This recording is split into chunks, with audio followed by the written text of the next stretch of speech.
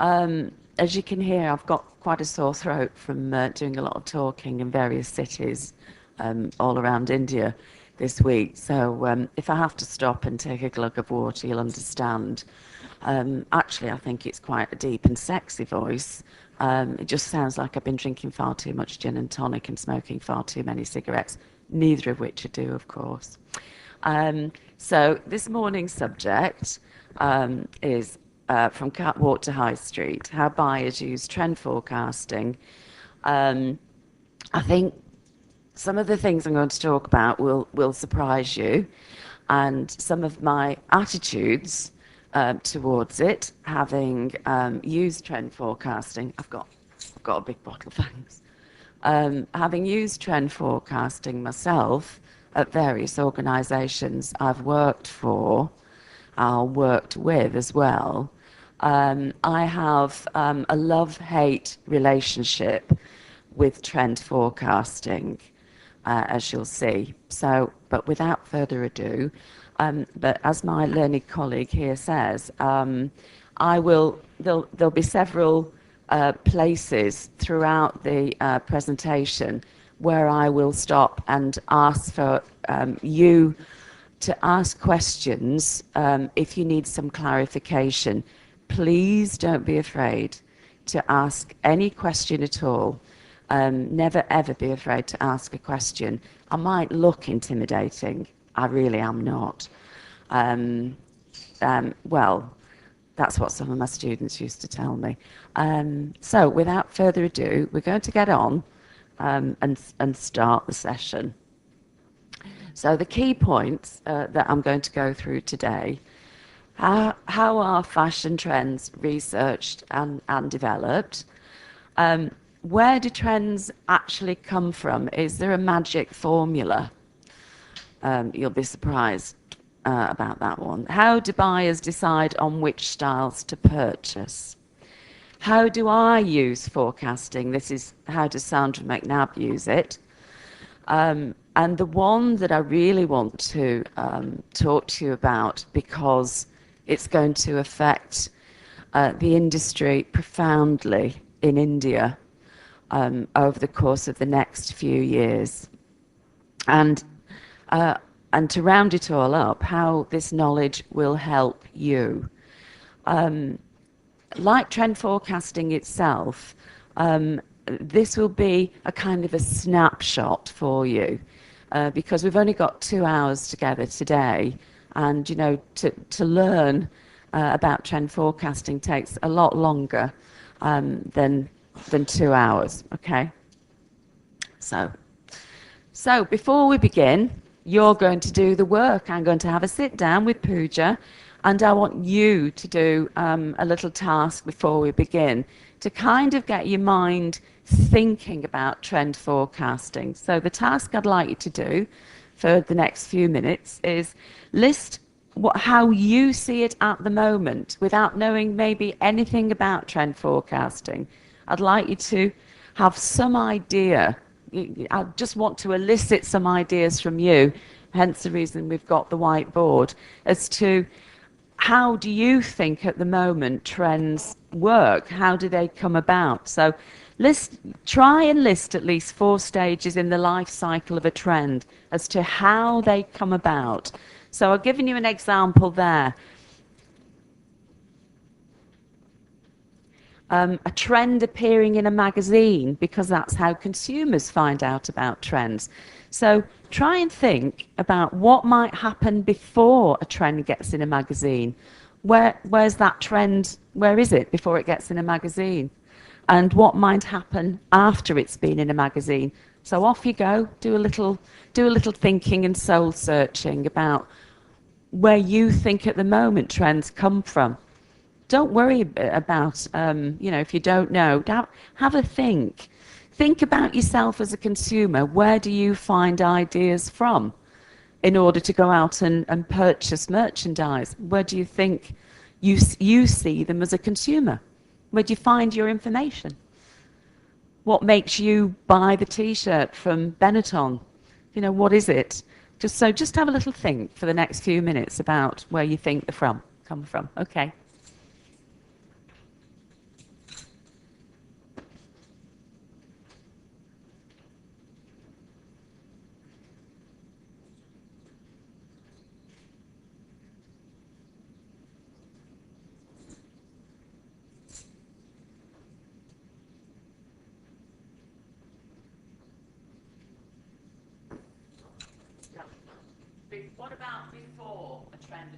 magazine. Where do you think they come from?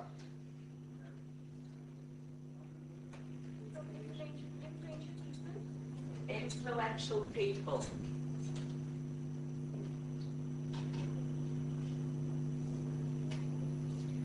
And they're actually called influencers. Now, who were those influential people? That's okay. Can everybody hear me? Oh, right, okay.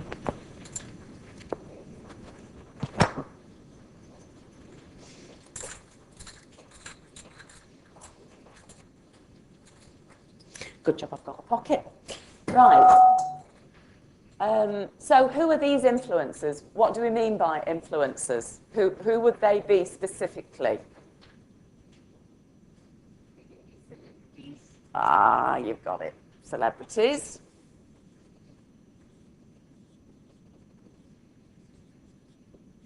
Yeah, who else? Anybody else besides celebrities who influence our choices as consumers? Movies. Oh, you're doing all my work for me here.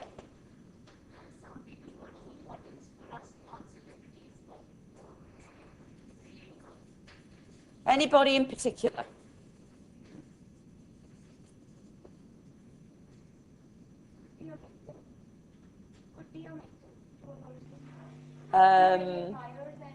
I'm thinking more kind of generally out there, not specific to a person. Who would these role models maybe be, and these icons? Politicians. Not necessarily politicians unless they are very, very trendy, very trend-led politicians. You know, that you... I wouldn't say the politicians, for instance, in my home market of the UK are fashion icons, but perhaps it's different in India. Maybe there are some good fashion icons who you would like to dress like, but in the UK, certainly politicians. What about rock stars? Actresses, yeah, movies, celebrities. Also, the influencers are people like fashion editors. You know, if you think about the editors of the Vogue Italia, French Vogue, American Vogue, and English Vogue, they get seen at the best parties, at movie openings, and they're always wearing something fabulous by a designer that's been given to them by a designer the designer wants to get their styles into the press, the media. So you've got a good range there. I think you've got it sorted. But what might happen after that? Clean up. So we've looked at our influencers, but what might happen after you've seen the trend in the magazine?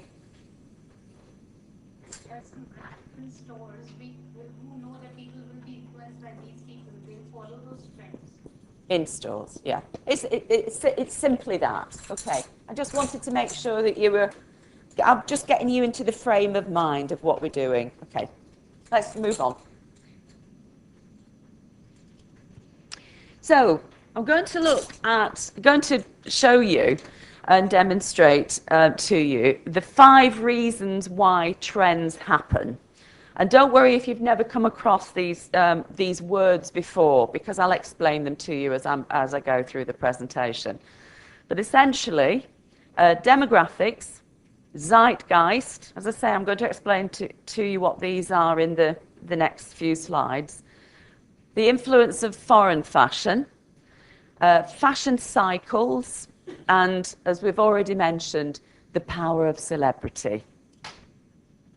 So demographics, what are demographics? Well, demographics are what's happening socially and how things are shifting in our social lives, in the makeup, the social makeup of a country or a region of a country. And I'll give you an example there about the bulk of Indian consumers are under the age of 25. So how does this impact fashion? And of course, how does it impact fashion forecasting?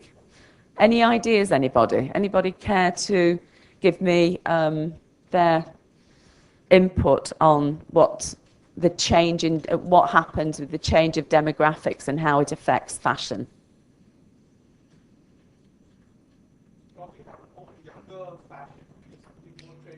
Yes, fashion forecasters know, because there's that huge bulk of that under 25 group, that they will target their fashion forecasting more towards a younger consumer, because there's so many of you that under 25. Okay, so that's what I mean about demographics. You know, how the country is made up socially.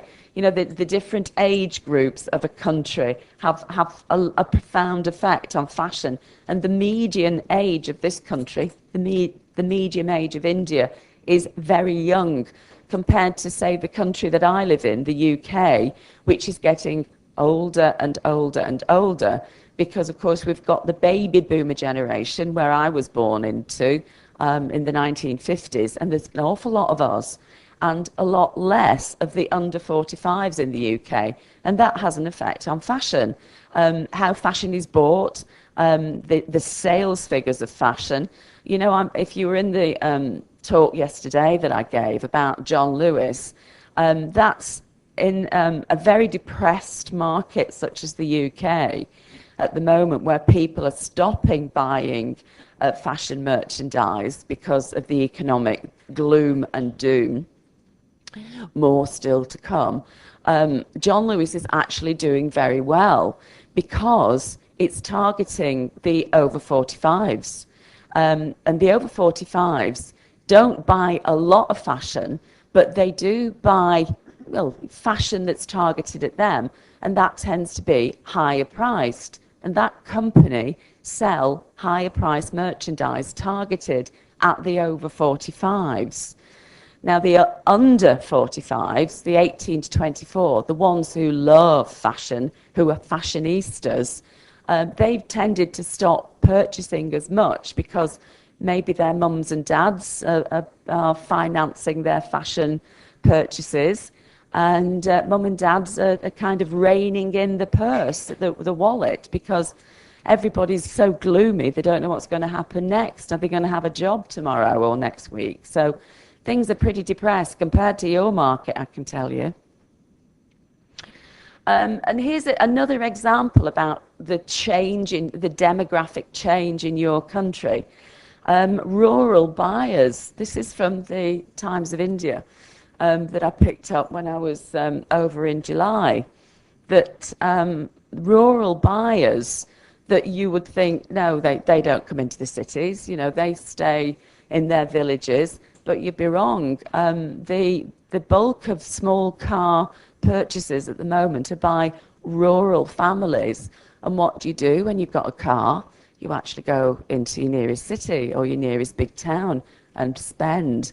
So you get your car first, and then you get your fridge and your TV, and then other consumer goods, and consumer goods, fashion. So there is a rise in spending power of your rural cousins. And that's another example of what I mean about a change in demographics. Now, if you were working for a retailer, as I know some of you are, what does that mean to you? How are you going to satisfy the needs of that new consumer who may have never been into your type of store before?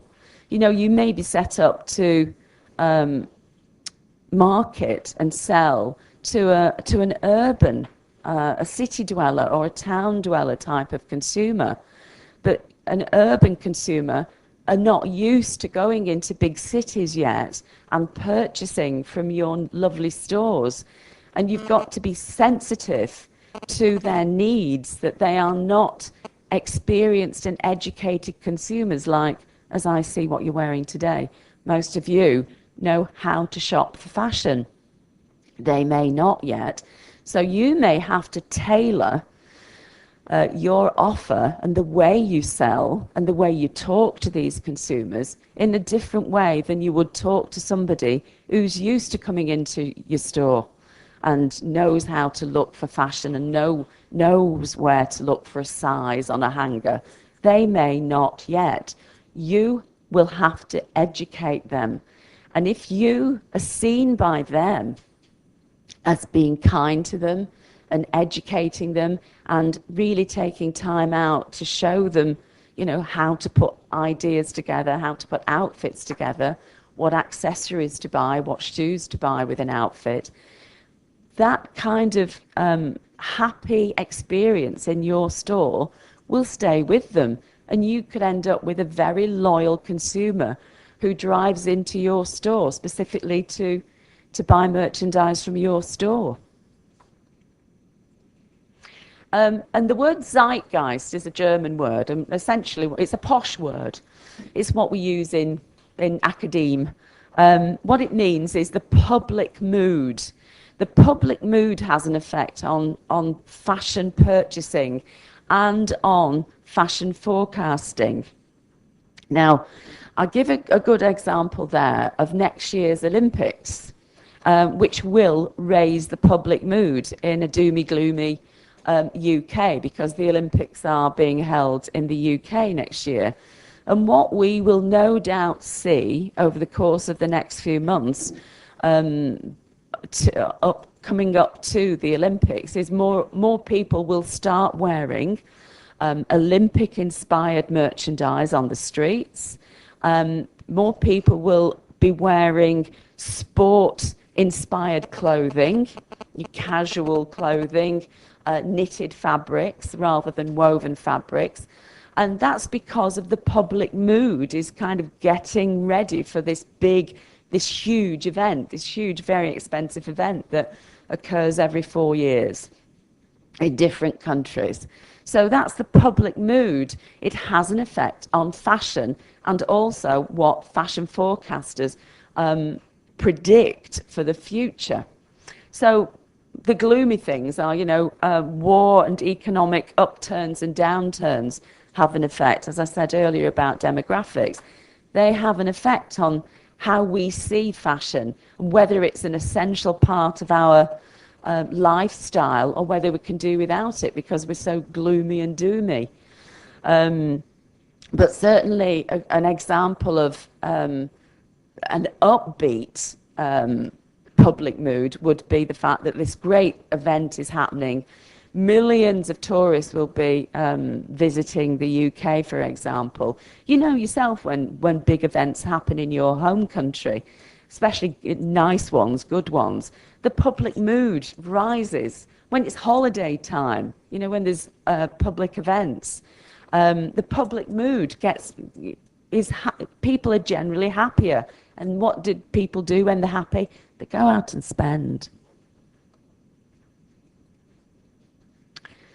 And the effect of foreign fashion on trend forecasting, because, what is trend forecasting? I'll come to it later, but essentially I can sum it up very neatly.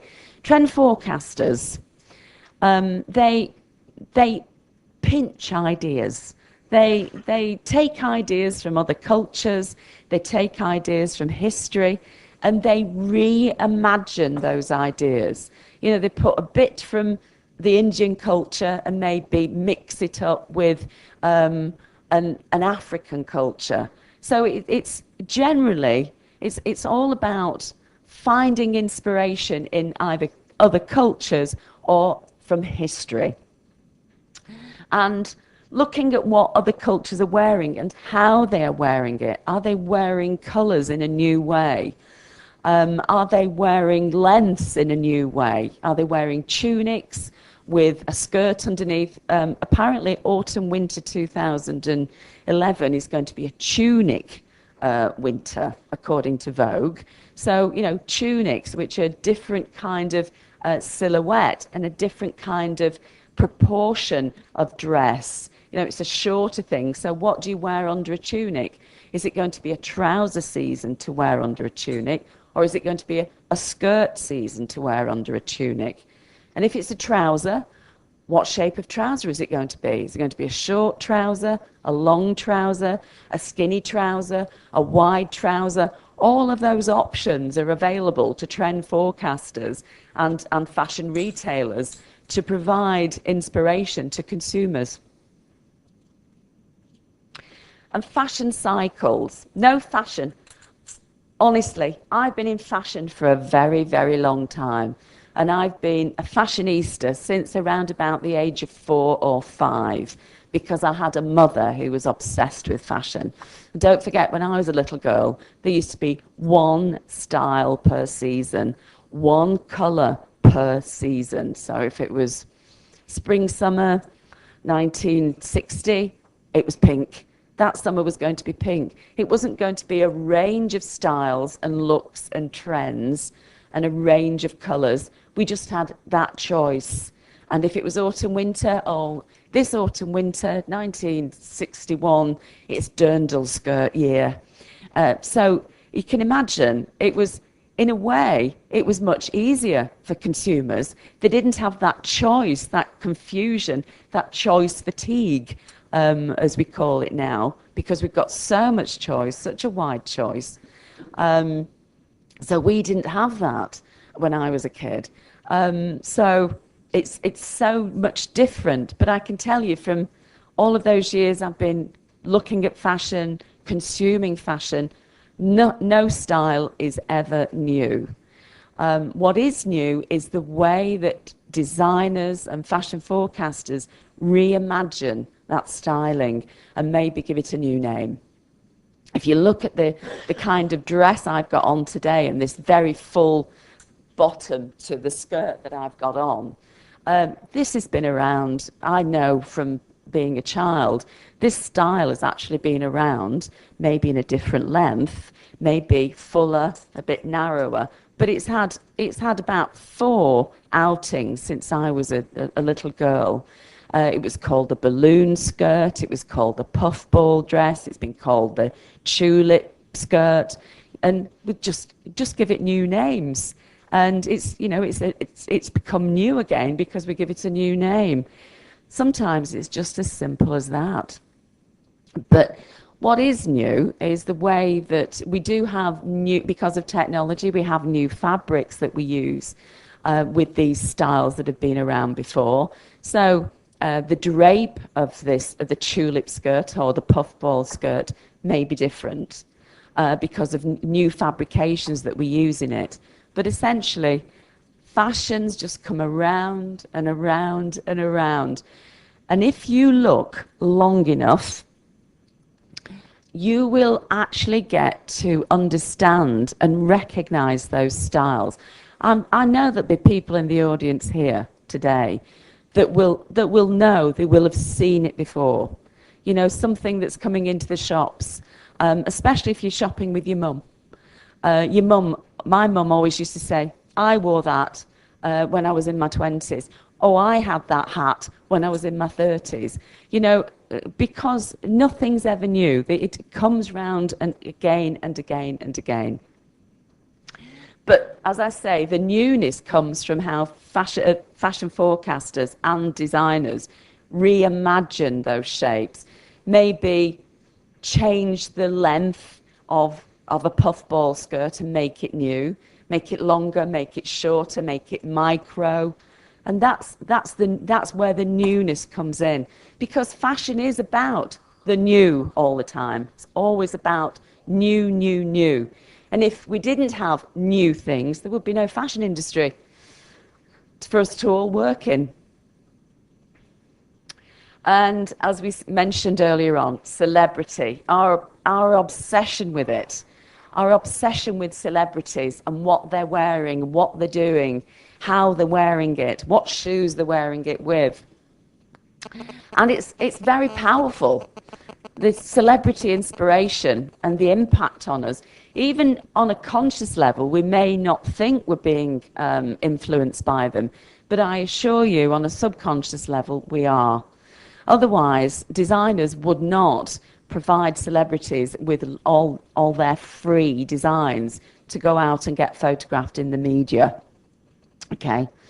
And of course, celebrities are the face of many brands out there. When I'm watching TV over here, I see certain faces time and time again as the face of the brand. Certain gentlemen, movie stars, older ones, a particular one, seems to be the face of many brands that I see on TV over here. And it's just the same in the States, it's just the same in Europe. A lot of celebrities have become the face of the brand.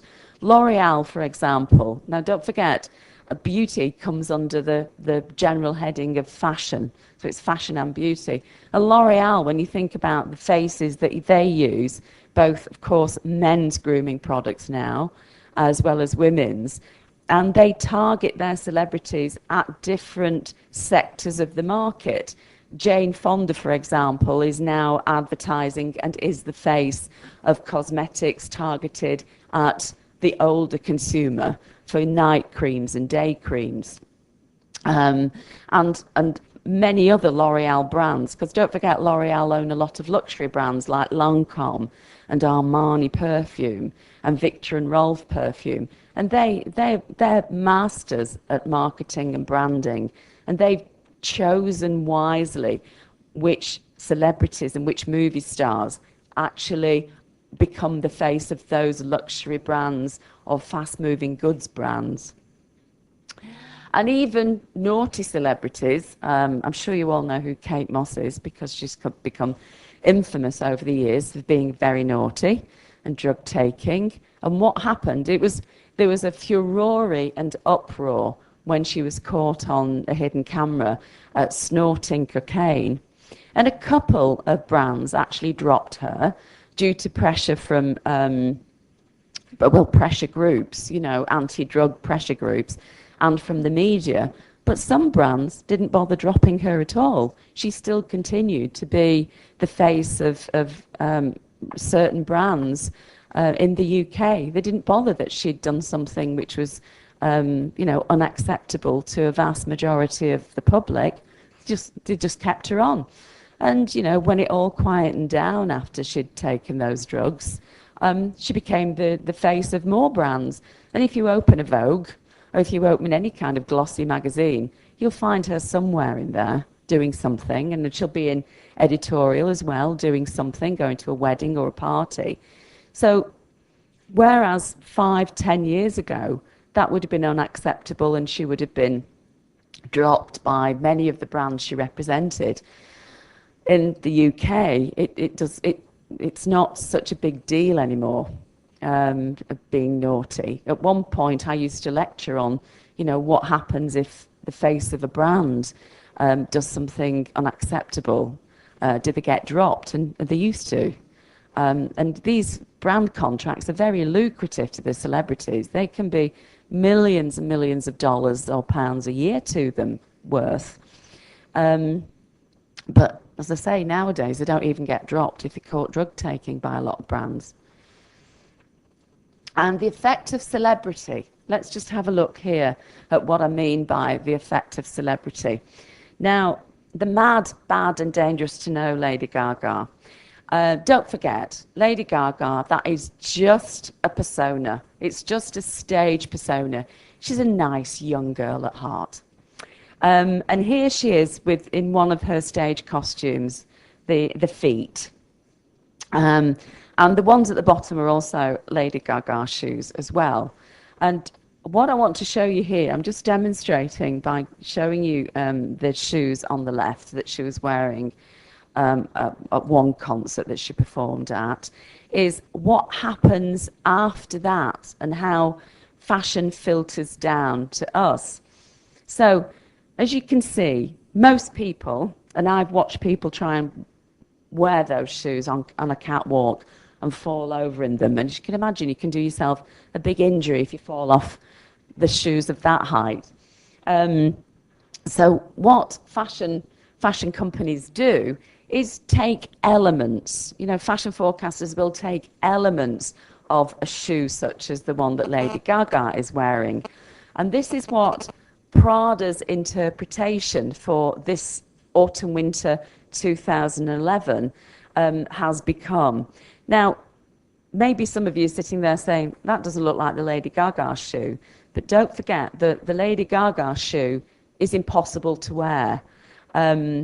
It became quite a talking point in the fashion press at the time when she actually wore those shoes to say, that's, you know, leading people astray. They're impossible to wear. People are going to get injured. So what Prada have done is there's an element of that Lady Gaga shoe in the shape of the heel that Prada have used in this latest shoe that they're marketing for autumn winter 2011. Okay, you've got to use your imagination there. Okay, they've not got the sparkly bits on. It's all about the heel shape that they've taken as inspiration for their shoe on the top right hand. And then on the bottom, again, she's wearing some fabulously mad shoes. And this on the right hand side at the bottom there, that's another Prada shoe that was around for spring summer 2011. And again, you can see that the shoe in the middle, impossible for the general public to wear. So what Prada have done is, again, take elements of that style, the colour for a start off, and then the kind of scroll that was on the shoe, they've put on their shoe for their range for this spring summer. So they are very subtle. You know, if you're not kind of tuned in yet to how celebrity is used and how fashion companies use what celebrities are wearing, these are the kind of subtle things that fashion companies take and pinch and purloin or reimagine to put into their ranges. Because, you know, Prada, even the Prada customer, who's a kind of upscale luxury buyer, wouldn't be able to wear the shoes on the left, but the shoes on the right are wearable for your general consumer, well, general luxury consumer, that is. And from there, Prada have shown the one on the top right for autumn winter. Now, what will happen after that, that style will then filter down into the mass market later on. And the next thing you'll see is a version of the Prada shoe in Zara. And then after that, you'll see it in New Look or wherever. And it'll filter down and down and down the market and become ever cheaper and more value for money until everybody's wearing that style of shoe. And that's how fashion works, from the top to the bottom. And I'm going to give you the chronology or the timeline of how trends work later on. So we finally get to the definition of what fashion forecasting is. And I've deliberately put the Ask the Crystal Ball on the right-hand side there. Because even though I've put finding, analysing and using future fashion trends, it's also in the trade known as crystal ball gazing, because it's not a science. It's not a precise science where you can say, yes, African prints will definitely be the style for spring summer 2012. You can never be that precise with fashion because of the things I said to you earlier on. The public mood can change, and one style that you thought was going to work for spring summer 2012 may just die a death because of something that happens out there in the wider environment. And it's a business-to-business industry. It's not for consumers. And why is it business-to-business? Because it's a very expensive trade. Fashion forecasting companies, typically, I've given you some figures in British pounds here, but you can convert them to rupees by multiplying it by 70, 0.70. You know, typically to subscribe to a trend forecasting agency, that's what it used to cost the company, one of the companies I worked for, and this is quite some years ago now, when we used to subscribe to Promise Still. And what we got for £36,000, 4 times a year, we would get a set of books with sketches, with photographs, with colour indications in, with lengths, forecasted lengths for 2 seasons hence. And textures of what textures of fabrics were going to be in, and we get little swatches of textures. And it would cover a range of merchandise. I was in women's fashion design as well as children's fashion design at the time. And these books would be for women's fashion. And that's what we would get for £36,000.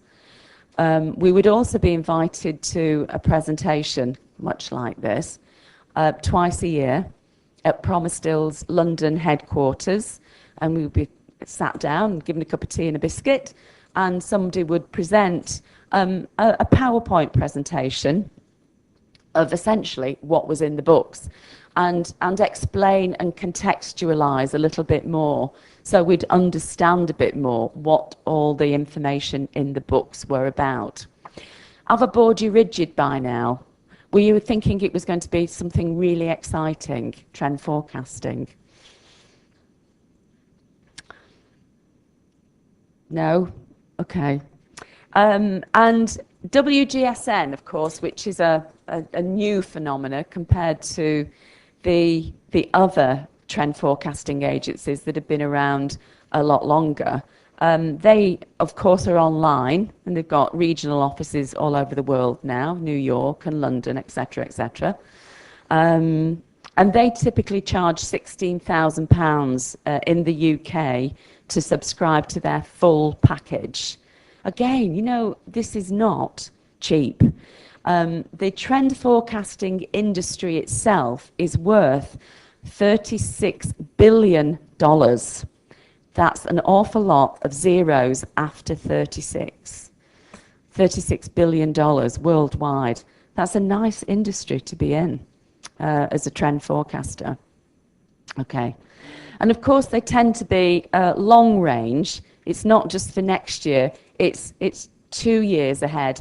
Some forecasting agencies actually provide design intelligence for 5 years ahead.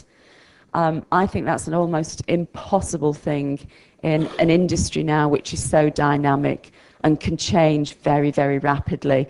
And we have fads coming in and fads coming out. So I don't know how they manage to do that 5 years ahead. It's hard enough to do 2 years ahead. But there's some products that it works with. Household white goods, fridges, freezers, for example. But with fashion clothing, very, very difficult. And as I said earlier on, it's used by businesses and not individuals. Right, I'm going to stop there for now while I have a drink of water because my throat's getting a bit dry. But has anybody got any questions so far?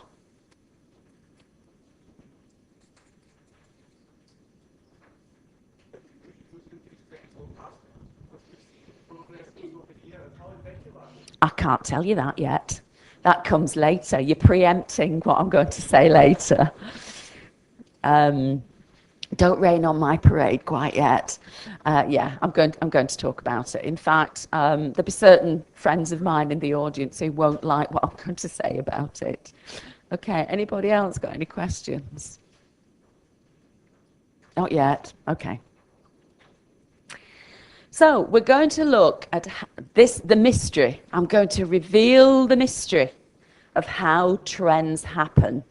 And I call it the chronology of a trend, but that's, again, it's just a posh word for the timeline of a trend and how they begin. And it's very secretive.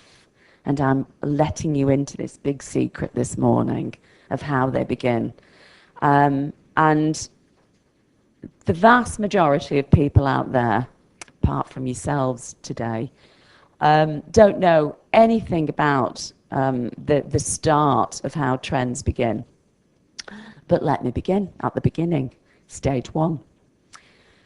There is a federation that is based in Paris. And if anybody can pronounce that, I'm sure I can give them a prize later on. But I'll have a go, even with my croaky voice. The Fédération Française de la Couture, de Prêt-à-Porter, des Couturiers et des Créateurs de Mode. Right, who is this society?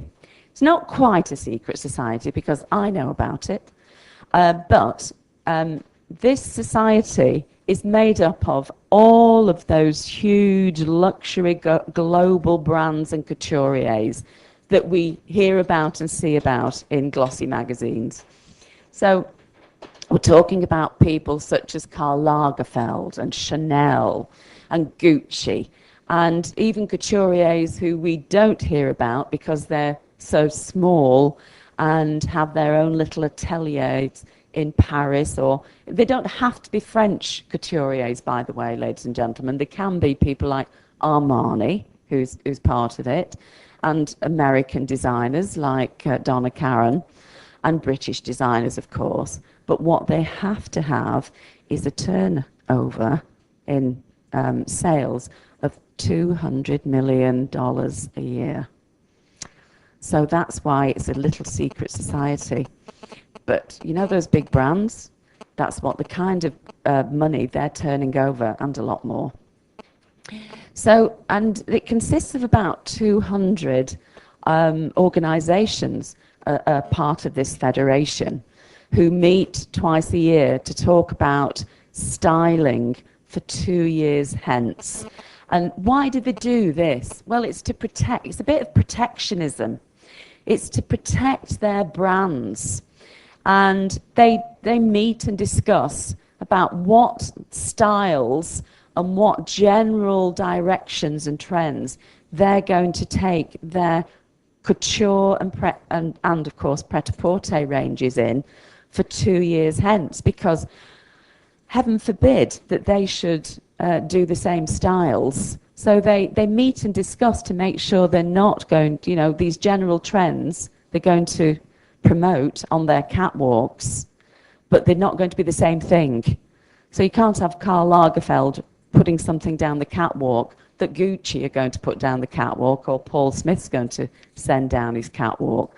So this, I don't call it a secret society, but it's, you know, your general consumer, and maybe you don't know about this federation, because it's this little group of 200 very influential design houses that decide on what the trends are going to be that they're going to send down the catwalks. So that's stage one, and most people don't know about that. So the participants in those meetings decide on style, colour, fabrics and silhouettes for 2 years hence. Has that surprised anybody in the audience about this little group of 200 designers? You're not. You are, sir. Most people who I've talked about this to this week about trend forecasting just said, we didn't know. We just thought the trend forecasting agencies came up with it. No, the trend forecasting agencies and organisations such as Premier Vision, who I'm going to get onto in a minute, are associated and are part of this group. And this is how the trends trickle down to us. So let me get on to the next stage. So from that stage, organisations such as Pitti Filati and Premier Vision are told by that federation the general areas that those designers are going to be looking at and in. Not specifics, because otherwise they'd be giving their very important secrets away. But they're told the kind of general trends, and they tell influential organisations and exhibition promoters such as Premier Vision what the trends are going to be generally. Okay? And here's what's going to happen for next year, the 4 fashion directions for autumn winter. Oh, it says 12-13. Oh, 12-13, yes. So, and I would like the job at some stage when I'm really, really old to sit in a room and make those names up that they come up with for every season, such as uncompromising, frivolously, modestly, and crossover. That must be a nice job to have, just making names up for these trends. And so this is the actual website for the next Premier Vision. So it's a little teaser for people who go to Premier Vision. Anybody in the audience actually ever been to Premier Vision? Anybody else? Yeah, Ronnie, this gentleman here, and myself. Yes, I used to have to go for both seasons of the year to meet with, depending on what job I was doing. If I was designing, I'd meet with my buyers to discuss and go on to the stands to discuss development of fabrics. And if I was a buyer, I'd meet my designers and do it the opposite way around. And long days, long hours, and lots of talk and development. So that's stage 2, Pitti Filati, Premier Vision. So textile shows that give a flavour, again a flavour, a general overview. And this is why I call it crystal ball gazing. These are just kind of general ideas, but it's up to the trend forecasting companies and designers what they actually do with those trends, those general trends that are promoted at Premier Vision. And along with the stands that you can go on at Premier Vision, they have lots of fashion shows and lots of trend forecasting shows themselves that you can attend if you're there. And I did used to attend them. There's lots of information you can pick up at these shows that you can take away with you without using trend forecasting. If you're a designer or a buyer, you know, you can see the same things at these shows that trend forecasting agencies actually see. And then stage 3, the results, the designers come up with new designer collections. Those people at the, you know, in the secret society get their new collections together. That's the simple bit. And then stage 4, after they've come up with their designer collections, this is the thing that we open our magazines for and have a look at what's happening at the fashion shows. And who actually attends the fashion shows? Well, if you've ever watched one, and hopefully if the internet is working, I'm just going to show you a flavour of London Fashion Week that was on 10 days ago. That's if the internet's working, I hope it is. But mostly, who attends them, not the likes of you and me, but lots and lots of media, because the designers need to get their ideas into magazines, into newspapers. And that's why the designers usually have something outrageous. When you think of the late Alexander McQueen and what he used to send down the catwalk, completely unwearable, most of these things that are on the catwalk. But what it does, it creates a bit of silliness. It creates a bit of outrage sometimes. And what does that do? It gets you in the paper. It gets people commenting on your designs. You know, I can well remember when Alexander McQueen first started and he sent a woman down the catwalk in a cage. And that's why I never liked Alexander McQueen. Even though I'm wearing one of his scarves on this trip. But it gets them in the papers. You know, how silly. Who's going to wear a cage? It's not about that. It's purely and simply about getting the designer in a newspaper or in a fashion magazine. And of course, nowadays, on blogs, on Twitter, on YouTube, online. Chatter, chatter, chatter. And chatter creates buzz, and that creates excitement about something. If you can get people talking about your designs, it's free advertising. So, upscale department stores go, Bergdorf, Goodman, Harrods, they are invited to attend because they're the only kind of stores who can actually afford to sell this merchandise to their rich clients. So it's luxury. We're talking about the luxury catwalk shows, London Fashion Week, New York Fashion Week, Paris Fashion Week, Milan Fashion Week, and on and on and on they go. And there's a calendar of events. And of course, on the front row on these occasions nowadays, you've got your A-list celebrities, and they are paid to attend. You know, it's nothing in life is free, especially in fashion. So, okay, you see Gwyneth Paltrow. Oh, yes, Winnie is an aficionado or a fan of Burberry. So there she is. And they're paid. It's a very lucrative thing for celebrities nowadays to sit on the front row of these fashion shows. And designers, stylists, newspaper fashion editors, magazine fashion editors also attend to gather intelligence and comment in their magazines and newspapers about these fashion shows. And you've also got to remember, if you don't take a daily newspaper at the moment, if you want to seriously get into fashion a bit more than you already are, this is what I've been telling students for donkey's years at Nottingham Trent University. The best place to look on a daily basis for fashion is the business press, the broadsheet newspapers, the more serious newspapers. And why is that? Because fashion is a sexy subject to report on, and it's a huge industry.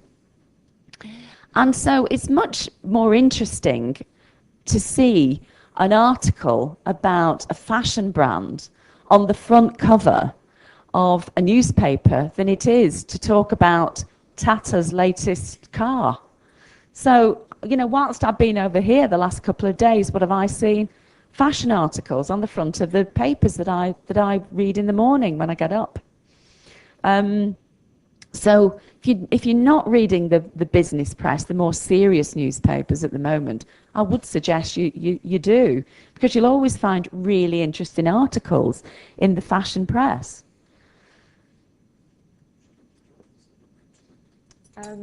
I'm just getting to it in a second. Yeah, we may as well leave it until we get there, and then I'll panic. Then I'll press the panic button. So, stage 5.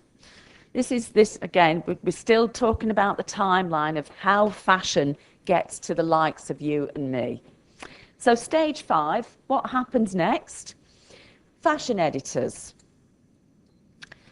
Glenda Bailey, at Harper's Bazaar in New York, for example. Glenda Bailey, a very, very powerful lady who is the editor of Harper's Bazaar, or now called Harper's, in New York. She actually used to teach at the same institution that I've just finished teaching at, Nottingham Trent. She's a nice Lancashire girl like myself, and she was just a teacher. Now she's a very powerful editor at Harper's Bazaar, so I don't know where I went wrong, not being an editor of a glossy magazine. I think I talk too much. So fashion editors and, of course, the new phenomena, bloggers, and as somebody said in the audience earlier on, influencers begin to comment and also to wear the designer gear, the designer merchandise, well before it appears in the shops. Again, editors, fashion editors, they're photographed a lot to comment on what they're wearing. So they're given merchandise by the luxury brands. Please wear this at the next event that you go to, that you're going to be photographed at. And again, that creates interest when people see what these fashion editors are wearing and what the models are wearing. So that they wear these styles ahead of the likes of you and me. And of course, at this stage, fashion magazines start reporting on what these new styles are. Now, I don't know if you've read this. This has been going for about 5 years now. This is a weekly glossy magazine, and it's just fashion, fashion, fashion, mixed with celebrity, celebrity, celebrity. And it's had a profound effect on not only on fashion magazine sales in the country that I'm in. Don't forget, by the way, this is not a UK version. This is the Dubai version. It's had a profound effect on Vogue and Elle and all of those luxury £5 monthly magazines. Because this is a weekly glossy. You can see what we call glossy is the paper. It's a glossy paper that it's printed on. And because this is weekly, we can get our weekly fix of fashion now as consumers of fashion. And what do we do when we see these new styles that are available in the stores? We go out and buy them. And this is the kind of thing you'll see. Look, the catwalk. We've got the catwalk in it. Yeah? And so I can see, oh, look at this, what House of Holland. Yes, I'd like to get something like that from Topshop. I'll go and find it in Topshop this week. So, and then of course there's all the glamour and glitz of celebrities. Red carpet, catwalk. Oh, look what the celebrities and the movie stars are wearing. I want to wear it as well. Maybe not the long gown, but maybe I'll go out and buy a red dress because that's what the celebrities are wearing. This is how it works. It's not a secret formula, ladies and gentlemen. It's just human nature. We see what they've got, and we want what those glamorous movie stars have got. We want the same lifestyle. You know, even if we buy a Chanel lipstick, we're buying into the brand. You know, we might not be able to spend £2,000 on a Chanel bag, but I can spend £12 on a Chanel lipstick. And when we're doing that as consumers and human beings, we actually feel like we're buying a tiny little bit of that brand. And every time I put that Chanel lipstick on, I think, Chanel, I'm wearing Chanel. I'm not wearing that quilted bag, but I'm wearing Chanel. And that's how it works. You know, that's not a secret. It's as simple as that. And stage 6, now this is where we might get interesting because I need the internet now. Right, trend forecasting companies who you may have heard of, you may not have, but these are ones that are well known and long established in some cases. Nelly Roddy, Peclair's. I'm not being sponsored to promote this. I just want to show you as an example of what's happening in the Indian marketplace now. This is a trend forecasting book that my two colleagues here, my two friends here from AO, have launched this year. And what's unique about this is the merchandise, well, not all the merchandise, but the fabric swatches inside are sourced from India. So it's about the Indian marketplace, but also helping the Indian fashion and textile industry. I think it's a fantastic idea, and I hope it works. Long may it be a success. Okay. So now we are going to press the magic button, I hope, and see if the internet works. Because I want to show you an ad from one of these agencies, the one at the bottom. Shall we just try it? Look, it looks like it's working. Not quite. Oh, good.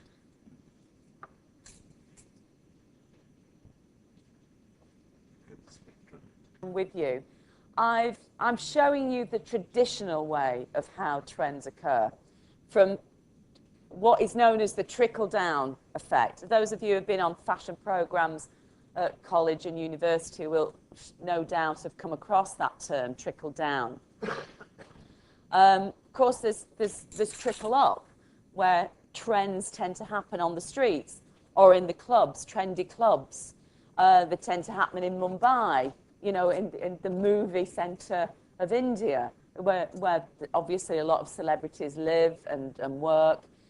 So there's also the trickle-up effect that influences us as consumers. But because of the time I've got today, I'm just showing you the more traditional method. But what I have got, hopefully if the internet works, is showing you some new ways that we are being influenced as consumers by new technology.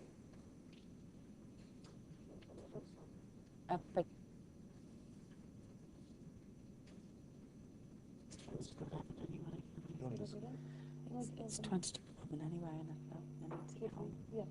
I'm going to have to move on. But if you just log on at home or when you leave here to any of those, if you want to make a note of the names, you'll see their ads and you know what they're about and what they do. And if you happen to have a spare £36,000 in your back pocket, subscribe to them. Stage 7.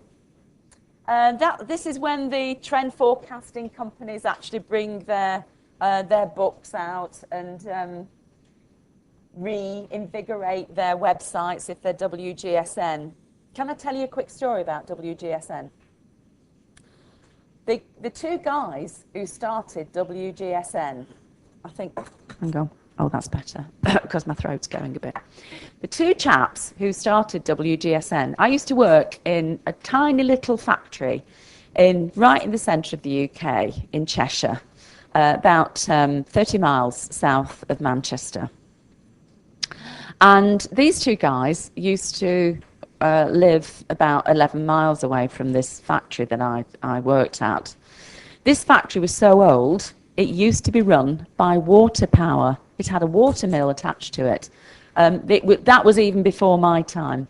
But these two guys who started WGSN used to supply me with fusible embroideries. That's the two guys who started WGSN. That's what they used to do as a living. Fusible embroidery suppliers. And now they're multi-millionaires, and I'm not. So I'm really, really bitter. Okay, so stage 7, at this stage now, we're up to the trend forecasting books being put together and published. And who buys them? Well, the likes of me and the likes of my two colleagues here in the audience. I'm talking about me when I was in the industry. So buying houses and retailers buy them.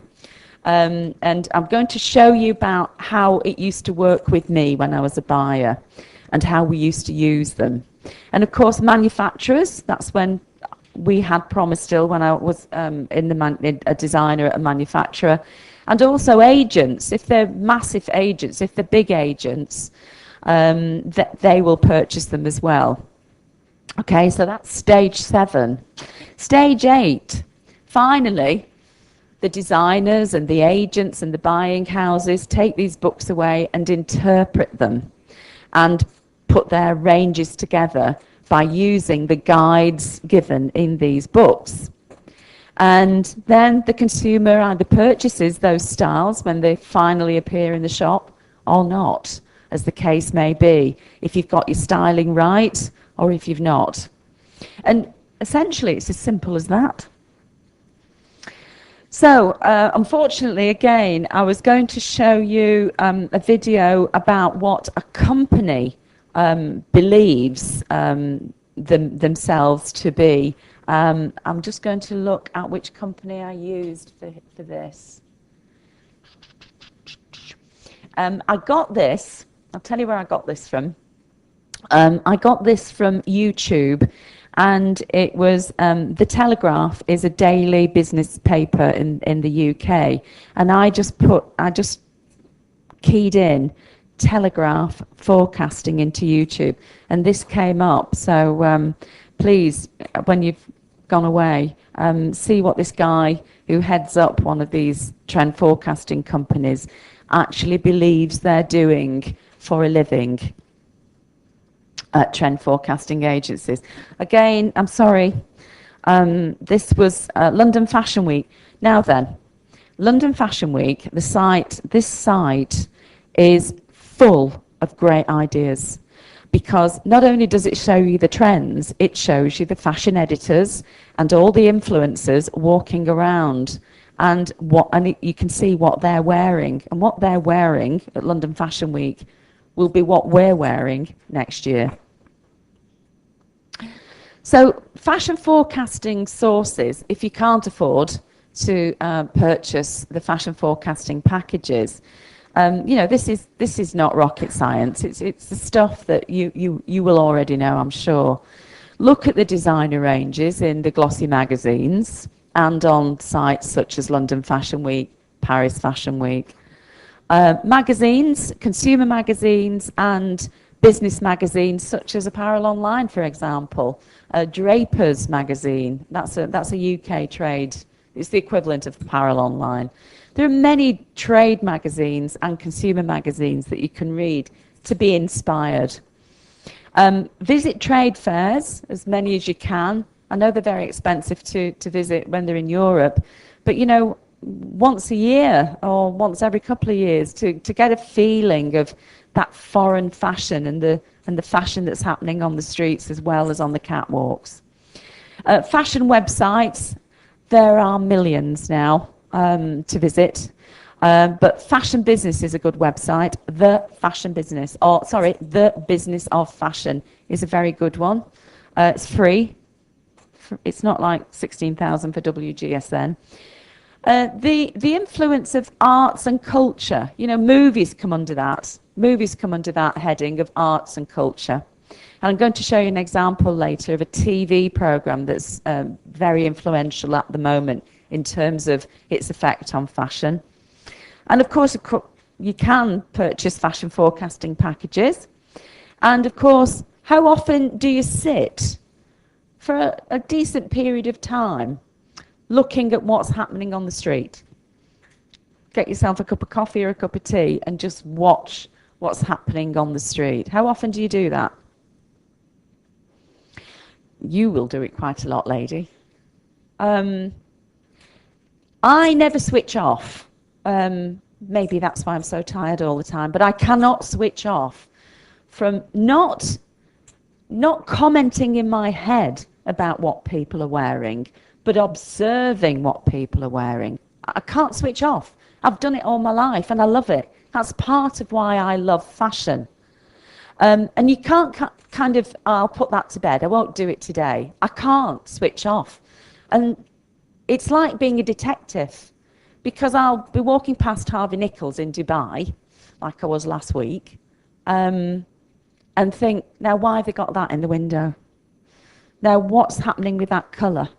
I'll have to go in and have a look and what other brands are using that colour of red, that shade of red.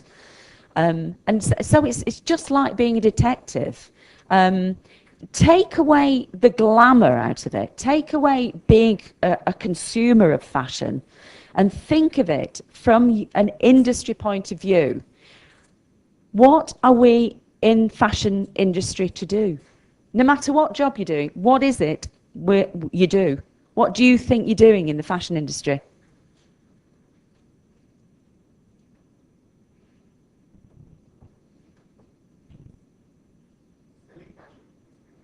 You're nearly there.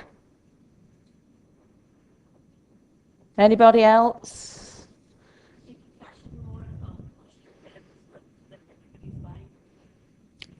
Nearly there.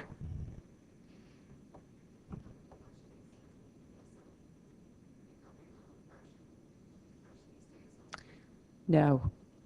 What we are in the fashion industry to do is to make profit. We're not in the fashion industry to fly off to Milan, Paris, New York, London. We're actually employed by a company to increase their bottom line. I think what many students of mine see fashion as is, well, I'm going to be a buyer and I'm going to have an expense account, I'm going to have a company car, and I'm going to have a company phone. And it's all going to be paid for, and I'm going to fly business class to my suppliers in India, and it's going to be glamour, glamour, glamour. What companies employ us to do, and what they've always employed me to do, is to improve the bottom line. And we seem to have lost sight of that. I know a lot of young designers and young fashion marketers that I train forget that they're employed from 8 o'clock in the morning to 6 o'clock at night or later to make money for somebody. So that's what the fashion industry is. It's about making money.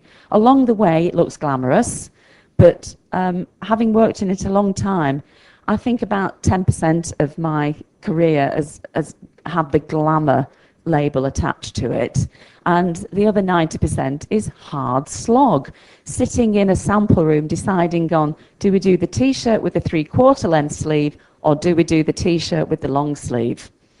That's what fashion's about. It's about making money, and the more money you make, the more successful you become, and you rise up the ranks. Okay, so now I get to the crux of it. The problems.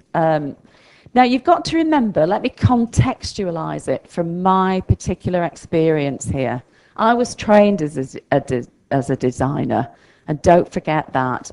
And as when I was trained as a designer, I was also trained in the history of costume as part of the program I was on 120 years ago. So I've got a particular way of viewing fashion. So I've always thought to myself, do I really need the packages? Because I'm a designer. I've got the eye. I've got the same eye as the trend forecasting companies.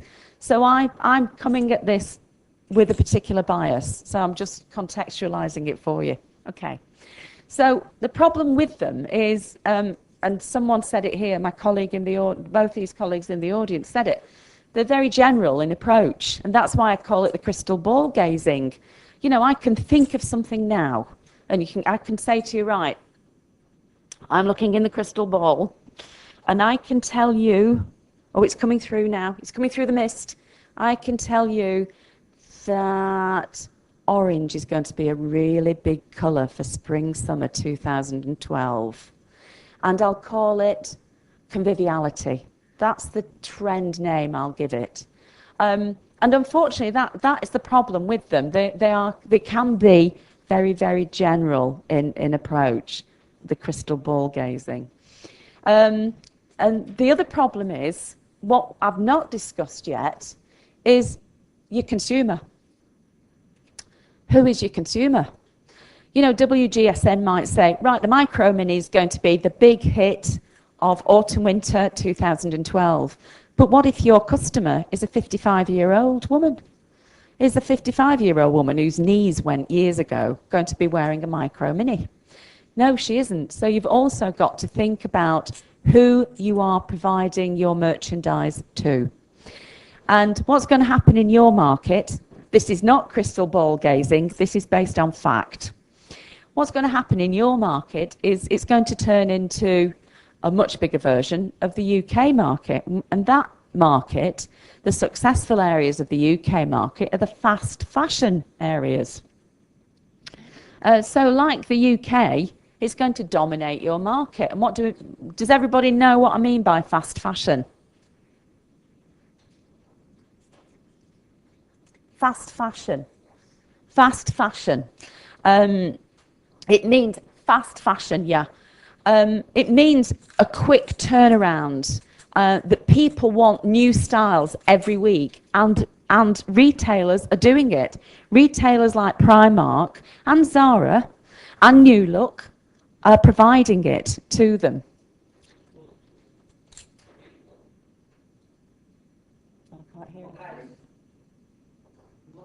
Mackay's. Yeah, Mackay's is a good one, a very good one, because what's happening with Mackay's, if you don't know Mackay's, ladies and gentlemen, Mackay's is becoming another Primark.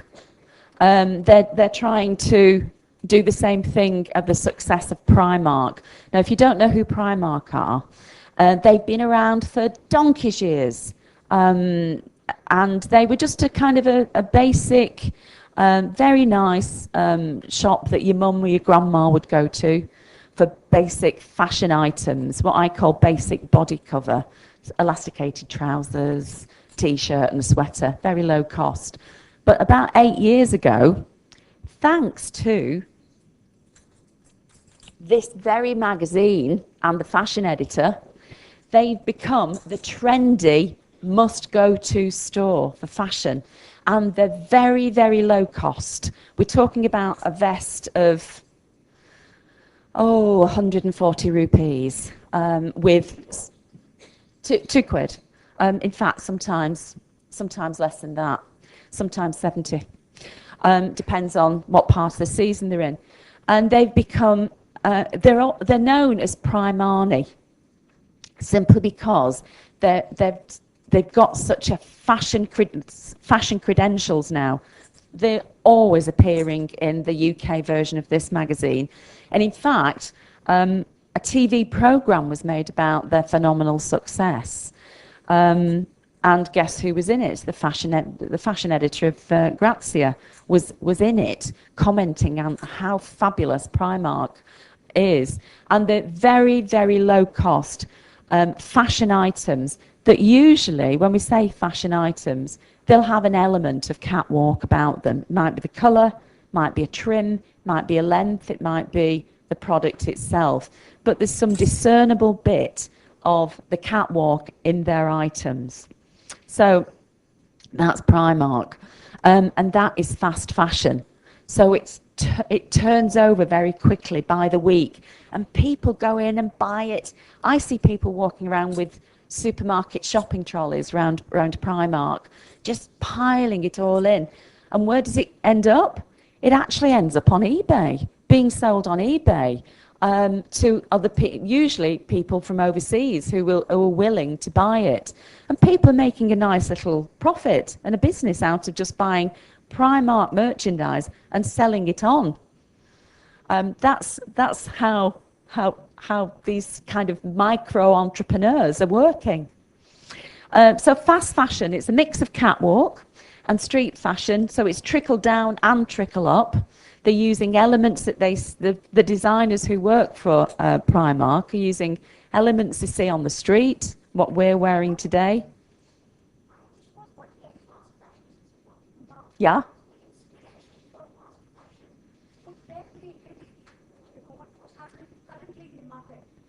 In the UK, yeah.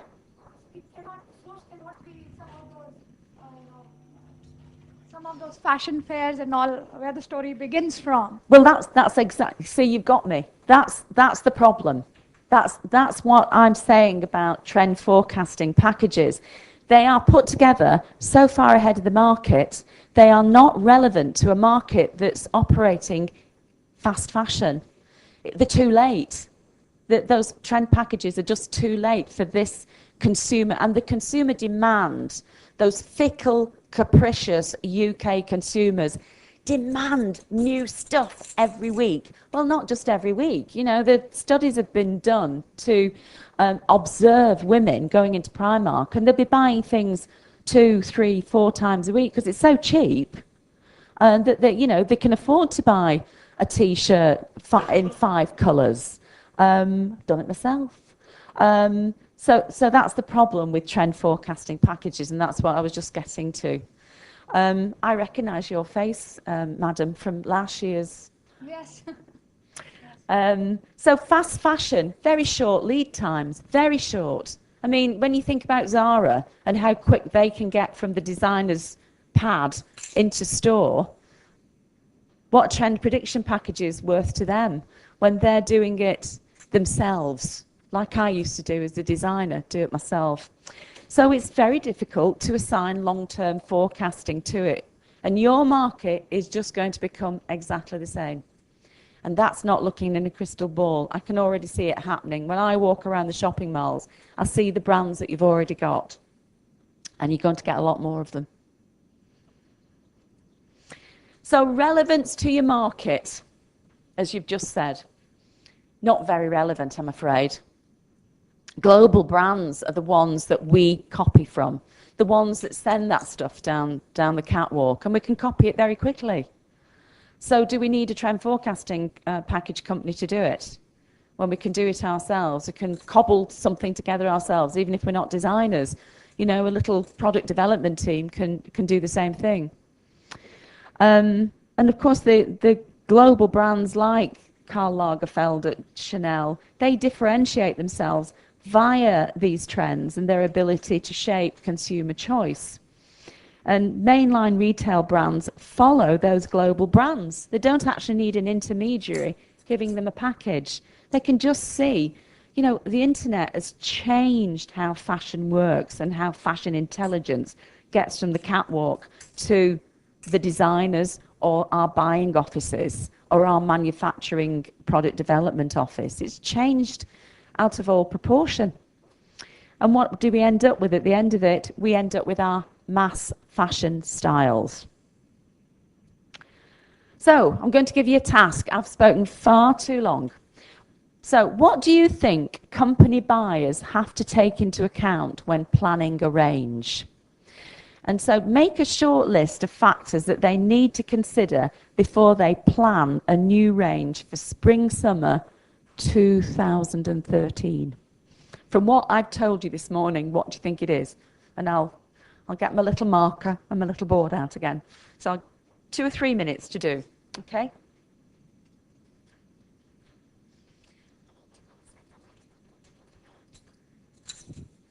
Then I'm going to have to kind of prompt us. I know it says 10 minutes, but I've got so much to tell you this morning and show you. From the audience, please. What do you think company buyers have to take into account when planning a range?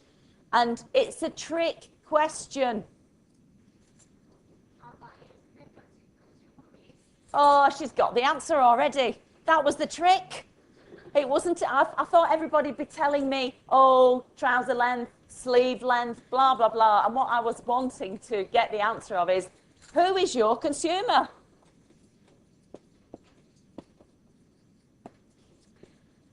If it isn't targeted at your consumer and their fashion sensibilities, you're going to end up with a lot of sales item on the rails at the end of the season.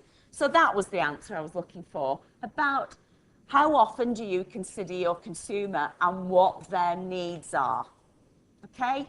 You can be a really fantastic designer, but if you get it wrong and you've put something together that they don't like, it's too fashionable or not fashionable enough, you're going to be left with no profit, because it's all going to go onto the sales rail. Because don't forget, you can be too far ahead of the market as well as too far behind the market. Well done. So things to consider, and look at what's at the top of my list. Who is or who are our customer or customers? What's their lifestyle? You know, what do they do for a living if they work, or what do they do at home? What kind of garments do they need for the life that they lead? Are they, do they go out socially? Do they need clothes for their social life? And do they need a lot of them because they've got a big social life? What can they afford? It's no use producing something in cashmere, a cashmere cardigan, if your customer can only afford wool and nylon mix. So what can they actually afford? What styles have I seen for 2013 that would be acceptable to them? Or how can I water that style down to make it more acceptable to them? And of course, what have celebrities been wearing?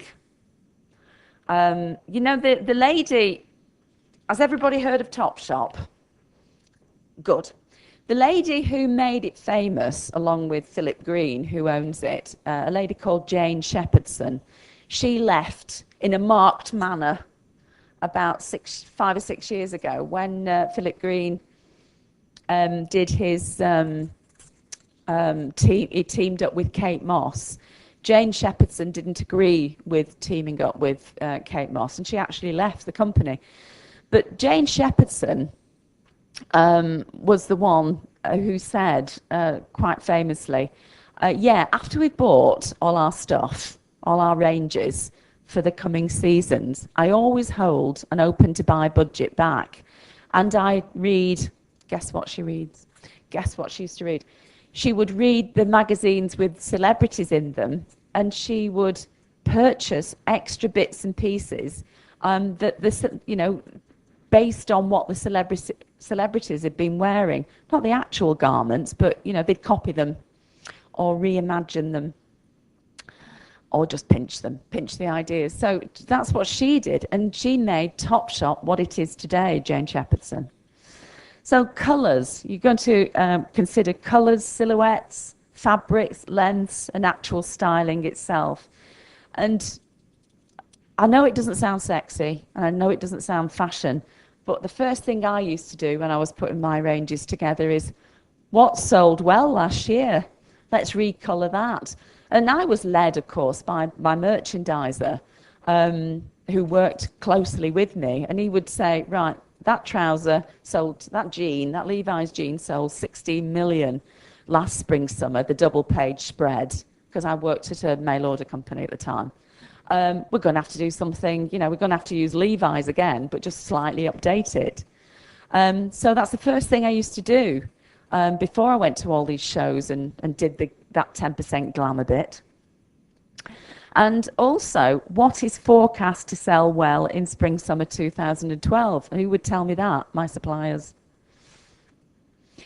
All buyers, designers, everybody, merchandisers, everybody should be looking at the market and keeping your eye on the market, as I said to you earlier on. They've got to have knowledge of the market in which they operate. And I'm reiterating this thing about the customer, because the customer is the one who's going to make your profit. Not your sales turnover, but your profit. What do they like and dislike? And what are your competitors offering that you can improve on? So how often do you go out to the stores to have a look at what your competitors are doing? What price points are they using? What fabrics are they using? Where are they sourcing their garments from? Are they sourcing them from the local market or Cambodia or Vietnam or wherever? And also fashion movements. This is a typical fashion movement that comes in and out of style a lot where I live. The bohemian kind of hippie look, long layered skirts, fringes, girls with long blonde hair going to music festivals. Fashion movements are always coming in and out. So how did they do it? How did buyers do this and designers? Well, not only by using forecasting agencies. As I said to you earlier, there are specialist magazines that you can pick up, usually very expensive. And you need to people watch, not just on the street when you're having a coffee, but in clubs, at music festivals, shopping trips to fashion capitals such as London, Paris, Milan, New York, Tokyo. That's the glamorous bit. So that's how they do it. And, the chatter that goes on between suppliers. I used to pick up a lot of design intelligence from just chatting to my suppliers. Oh, do you know what such and such a body are manufacturing for next season? And it would be a rival of mine, for example. Oh, they're doing this. Oh, right. Oh, well, do me a version of that for me. So this is what I did, collaborate with suppliers' design teams. I used to take my ideas. Yes? Something which has baffled me, and since you are a fashion person and you especially have a background in fashion buying, anything, it begins with the original thing, which is the fabric, right? The first thing that begins with is the fabric. So that means there's people watching them on the street and what's happening in the clubs and stuff. Before the buyers and the fashion forecasters do it, it is the teams in the fabric fashion forecaster who has to do this. Am I right or wrong? Well, no, it's changed now. Okay. What I did, I'm going to tell you later how I used to do it, but when I was designing, for example, I would be constantly developing new fabrics with my fabric suppliers. So you sort of lead the game? Yes. I was leading the game and why I was doing that was because I had very, very powerful competitors. I tended to be happiest and most creative at small design and supplier companies when I was designing. But my competitors were the likes of Dewhurst and Cora and Carrington Viella, companies who had very, very big budgets to develop garment ranges and fabrics. We were quite small, so we were cute, and I would develop quite cheap fabrics with my suppliers to get into a particular price point for Marks and Spencer, for example, or for BHS, or for Arcadia. So it would all be happening essentially at the same time. Yeah, but a lot of the fabric companies are the big deep pockets companies. Yeah. Right, and they do have the money and the resources to invest in. Some yes, some like no. DuPont or Lycra or any biggie of the fabric, because fabric industry is per se more technical, more capital oriented. But I don't know. The question which is coming to my mind is how many people in the fabric industry per se have this ability to read people on the street and figure out what's going to be fashion. A lot. Yes? A lot, yeah. Because just like fashion clothing, there are trade shows for them to go to and get an early idea about what's going to be fashionable in terms of texture, in terms of pattern, in terms of surface design, etc., etc.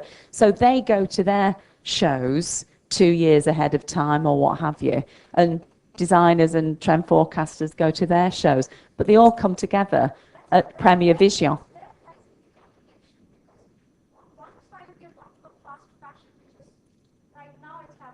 Yeah.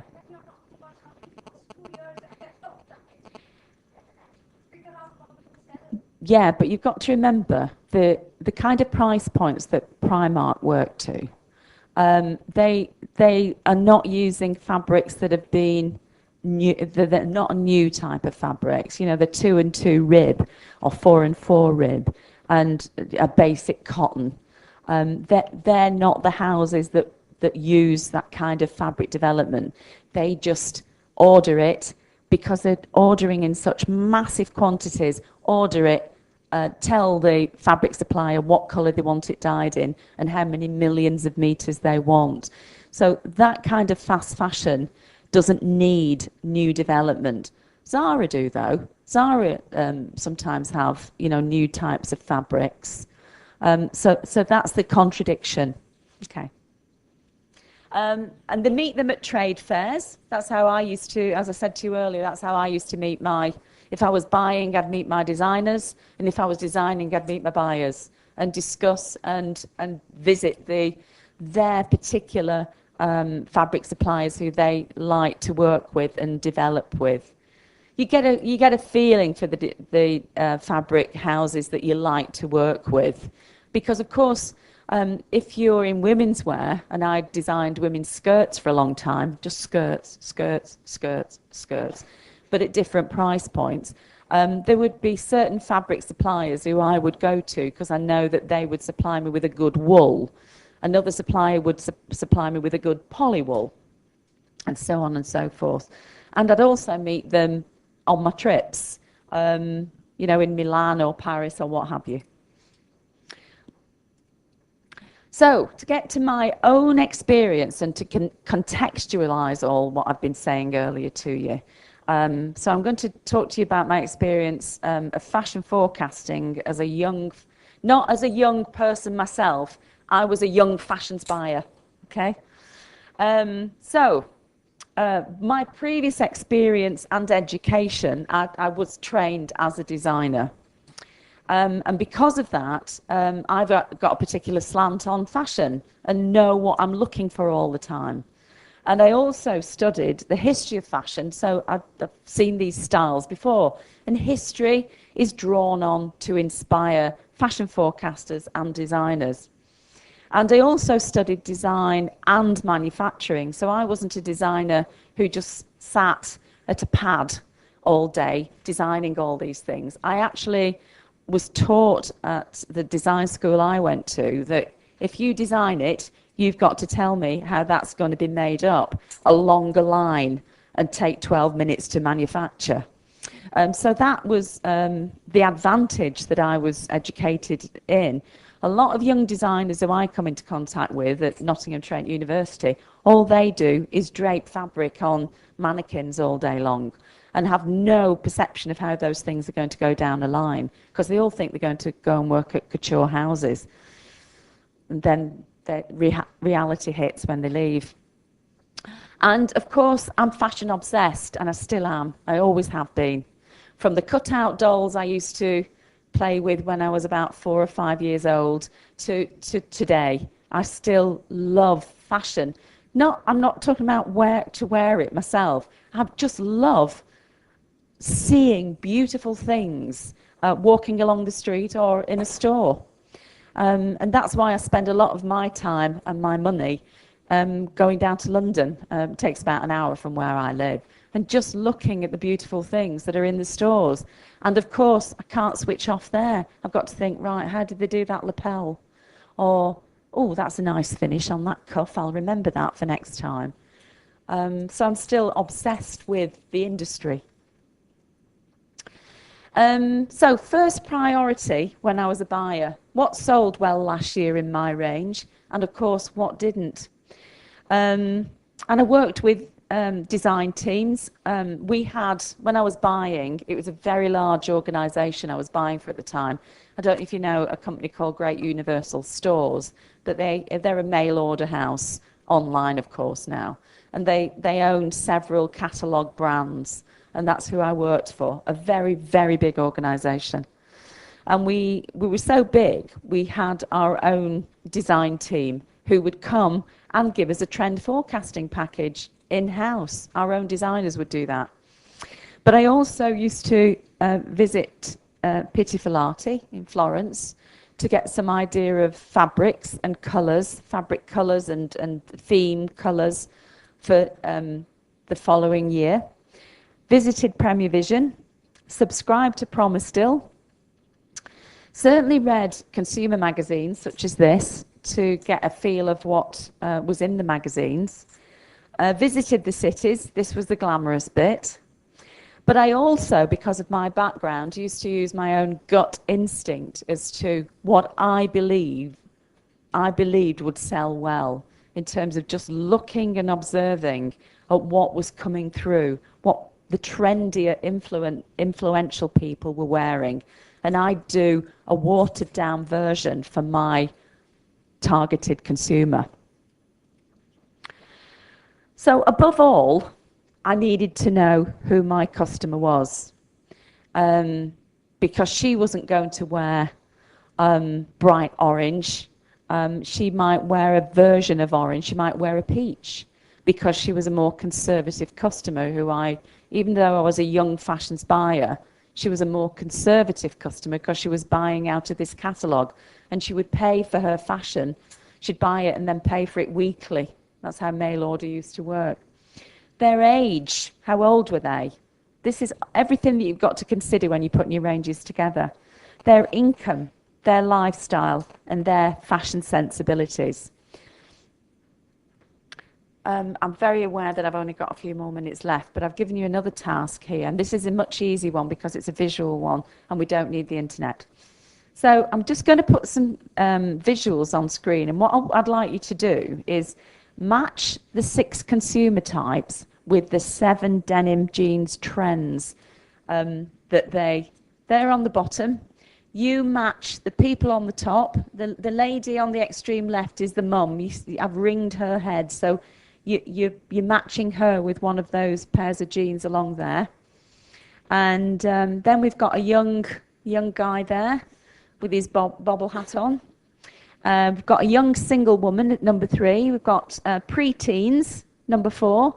Got an older mature lady at number 5, and we've got a young professional at number 6.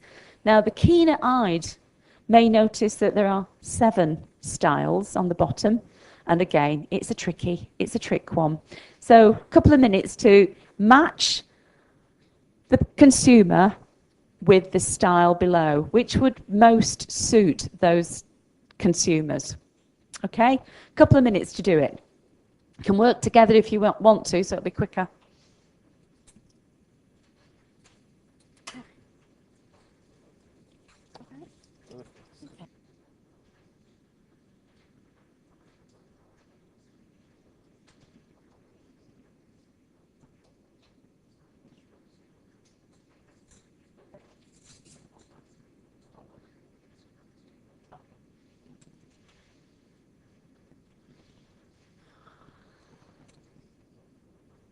Just on the 22nd. Oopsie. The trick was that, of course, number 4, there's 2 people in number 4. But there are your answers. How did you do? Who's got them all right?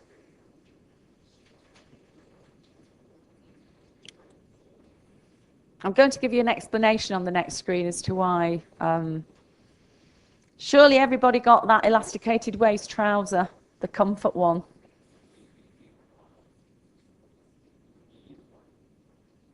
The dropped what we call the drop bottom gene is very, very big right now in the UK with the skateboarder boy, which is number 2. They are very big in every kind of fabrication. Everybody's selling them from the top to the bottom of the market. Anybody get them all correct? Well done, and well done. Anybody else? Okay. I'm very much aware of time now, ladies and gentlemen, so I'm going to have to move on towards the end because I've got a plane to catch. I can obviously leave this presentation with OGTC. This was another task we were going to do for Zara, but right, I'll come to Mad Men now, if I may. Everybody know who Mad Men are? Or is? It's a TV programme. Everybody seemed to know it earlier this week when I mentioned it. I was quite surprised because I'm pretty obsessed with the TV show myself because of the fashion. So Mad Men and its effect on fashion. Right, Mad Men. It's been on the UK and American TV where, we've just finished Series 4. And Banana Republic, an American fashion brand, has been so influenced by the TV show and the fashion that's being worn there that they've actually brought a Mad Men range out for autumn-winter. So obviously just available in the States and in the UK. So Mad Men Banana Republic launch a Mad Men inspired range. However, not just Banana Republic. Marks and Spencer even have been inspired by Mad Men chic, as you can see from this article in a popular daily paper in the UK. So everybody's climbed on the Mad Men trend for autumn-winter 2011. So Marks and Spencer, Topshop, Jigsaw, Zara. You might not know who Phase 8 are yet, but coming to a mall near you soon. So that article was just about Mad Men and how retailers have been inspired by the styling of Mad Men. So I was just giving you a typical example there of how trends work and what happens to them. And unfortunately, I can't talk to you about social media because we haven't got the internet. Anybody read a blog yet? Anybody started looking at blogs yet? Yeah? Okay. Blogging is just something that happens now in the UK and the States and in Europe. It's just something that the 18 to 24-year-old consumer groups do, like Facebook and YouTube. They just log on to blogs, and there are thousands of them. And what blogs have done have become quite influential in shaping people's fashion choice, because the bloggers themselves have become celebrities and personalities. And the good ones don't do it for free. I had a student who was a blogger, and she was becoming very successful at it. You know you're successful when brands start sending you merchandise, and many brands had started sending her merchandise. And it's just a commentary, it's social commentary online. And people go on them, the bloggers go on them every day and talk about, what they've seen on the street or at fashion shows or in magazines or in the stores. And people log on and read what the bloggers are saying.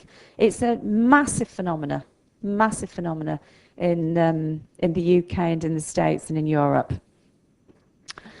And as I say there, they comment on what's happening, and they're having an influence on what people are wearing, because, if you start to follow one of these bloggers day in, day out, they become almost like your advisor, your fashion advisor. So quickly before I have to leave, how to begin trend forecasting. Start reading those blogs.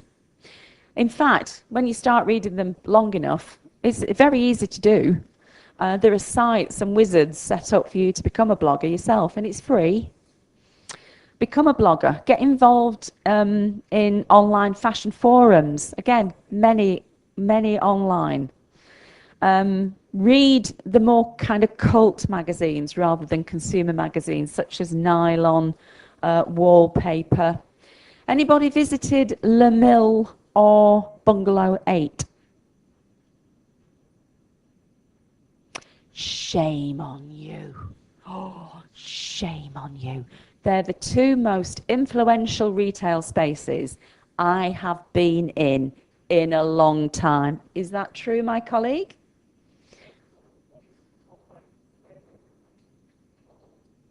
They are the most beautiful retail spaces that I've seen since I first walked into Barney's 10 years ago.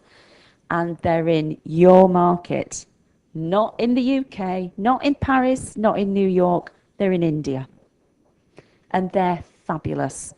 And places like that will inspire you. They certainly inspired me when I walked in. They are what are known as lifestyle stores. They are appealing to a particular section of Indian society. And Mumbai will give you obviously a hint.